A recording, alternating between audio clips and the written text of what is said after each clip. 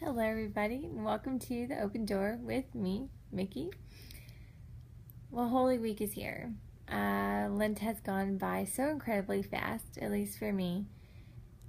And as we get to this time of the year, I'm always reminded of two scenes in The Passion of the Christ that, for whatever reason, really struck a chord with me, and I remember and I think about every year when we get into Holy Week.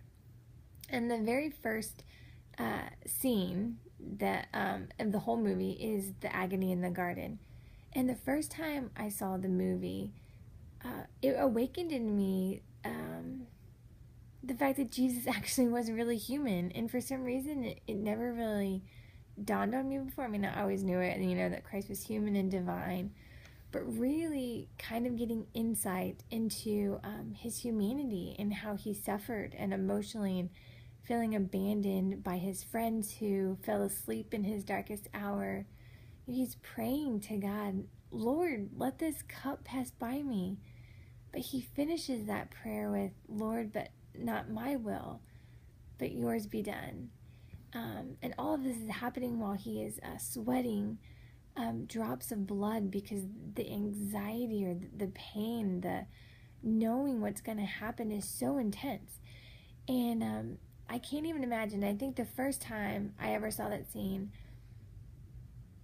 the fact that Christ was human was awakened in me, and I felt like I could really better relate to God, even in my darkest hours. And so one thing that I pray that you could do this week is to make Jesus's prayer your prayer. The Lord, and whatever it is that we ask for, or whatever it is that we're praying for, that we always end that with, but not my will, but yours be done.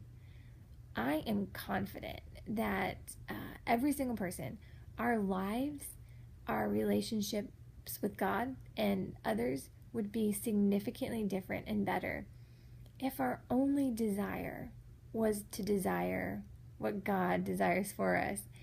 And so I encourage you throughout the rest of Holy Week to say, Lord, not my will, but yours be done. Let that be your prayer in the morning, your prayer throughout the day, your prayer when you go to bed.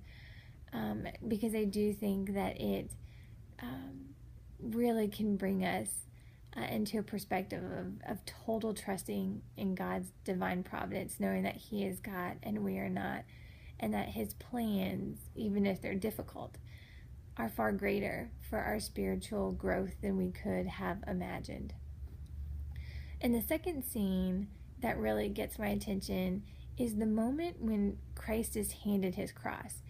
And there's a very short, split second where once he gets his cross, he doesn't just put his hands around it and start carrying it.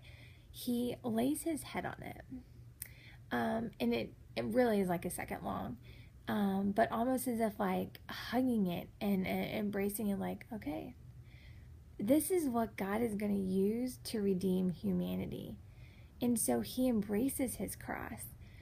So another thing that I would like to encourage you to do through the rest of this Holy Week is to think about those crosses, those burdens, those trials that you're currently carrying or undergoing, and embrace those, because I know sometimes it's easy to just ignore them or pretend they're not there or fight them off or resist them with every ounce of our being.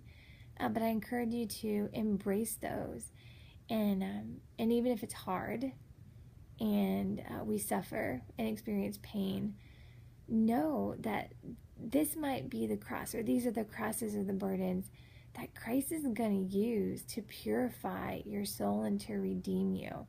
I mean, it was the cross of Christ that redeemed us from sin.